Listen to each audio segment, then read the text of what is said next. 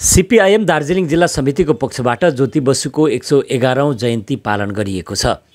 Communist राजनीतिका पितामहको रूपमा परिचित ज्योति बसुको 111औं जयन्ती समग्र देश तथा राज्यका विभिन्न स्थानमा पालन गरिएको छ।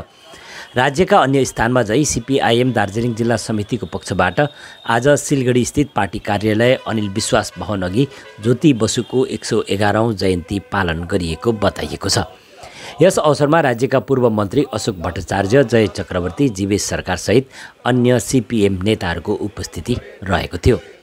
यस अवसरमा पूर्व मन्त्री अशोक भट्टाचार्यले पार्टीको झण्डा फहराएका थिए भने ज्योति बसुको प्रतिकृतिमा पुष्पार्पण गरी श्रद्धाञ्जली अर्पण गरेका थिए। पत्रकारहरूसँग कुराकानी गर्दै पूर्व मन्त्री तथा सिलगढीका पूर्व मेयर अशोक भट्टाचार्यले ज्योति बसु, जसले वामपन्थी राजनीतिलाई नयाँ दिशा दिएको जानकारी गराएका थिए। विधानसभामा विपक्षका नेताका साथसाथै 24 वर्षसम्म पश्चिम बङ्गालका मुख्यमन्त्री रहेर ज्योति बसुले बङ्गालको विकासलाई नयाँ उचाइमा पुर्याएको भट्टाचार्यले बताएका छन्। ज्योति बसुले कम्युनिस्ट पार्टीका लागि दिएको योगदानलाई सधैँ स्मरणमा राखिने पनि उनले थप बताएका छन्। ज्योति बसुर 111तम জন্মদিবস সেটা আমাদের পার্টি সিপিএম এর পক্ষ থেকে আমরা এখানে শ্রদ্ধা সহকারে পালন করলাম। ज्योति बसु तो शुধু একজন কিংবদন্তি তো না, ज्योति बसु আমাদের দেশের ক্ষেত্রে এবং আন্তর্জাতিক ক্ষেত্রে এমন একজন কমিউনিস্ট নেতা, তিনি কমিউনিস্ট পার্টির নেতৃত্ব দিয়ে কমিউনিস্ট পার্টির যে কর্মসূচি, কমিউনিস্ট পার্টির যে মতাদর্শ, সেটার উপরে বিশ্বাস রেখে তিনি 24 বছর মুখ্যমন্ত্রী ছিলেন, নির্বাচিত মুখ্যমন্ত্রী ছিলেন আমাদের রাজ্যে। তার আগে তিনি বিরোধী দলের নেতা ছিলেন। তিনি বহুবার বিধানসভার সদস্য হয়েছেন এবং সিপিআইএমের পলিট ব্যুরোর সদস্য ছিলেন।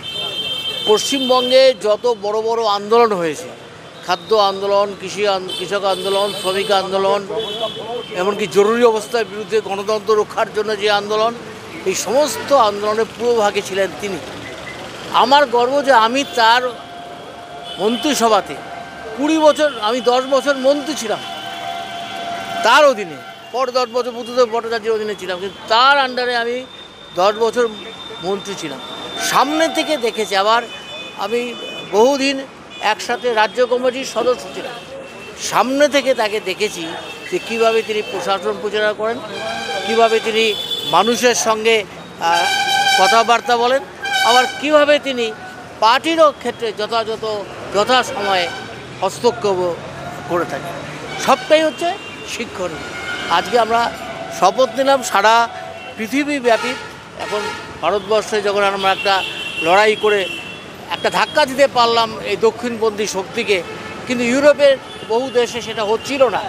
কিন্তু পরপর দুটো নির্বাচন, গ্রেট ব্রিটেনের নির্বাচনে লেবার পার্টির জয়, আর আজকে যে বামপন্থীদের সমস্ত সম্মিলিত বামপন্থীরা তারা যে আজকে ফ্রান্সে যে একটা ফলাফল করলো, এবং তারা যে সত্যি যে লিপেন, যে হচ্ছে একটা ফ্যাসিস্ট, একটা আধা ফ্যাসিস্ট বা একটা নিও ফ্যাসিস্ট যাকে বলা হয়, তার দলকে পরাজিত করে, এবং একটা মানুষের মধ্যে একটা আতঙ্ক ছিল, এই যে অ্যান্টি ইমিগ্রেন্ট বিরোধী যে আন্দোলন, সেই আন্দোলনটা প্রকৃতপক্ষে যেমন নরেন্দ্র মোদী এখানে বিভিন্নভাবে এখানে যে মুসলিমদের বিরুদ্ধে ঘৃণা বিদ্বেষের রাজনীতি করে, ওখানে ঠিক তেমনিভাবে এই যে যারা ইমিগ্রেন্ট, যারা বাইরে থেকে যারা এসছে, তাদের প্রতি একটা ঘৃণা বিদ্বেষের রাজনীতি সেখানে তারা করছে। আরও ইউরোপের আরও অনেক দেশে করছে, কিন্তু ওখানকার মানুষেরা চায় না এদের প্রতি ঘৃণা বিদ্বেষ করা। সবাই মিলে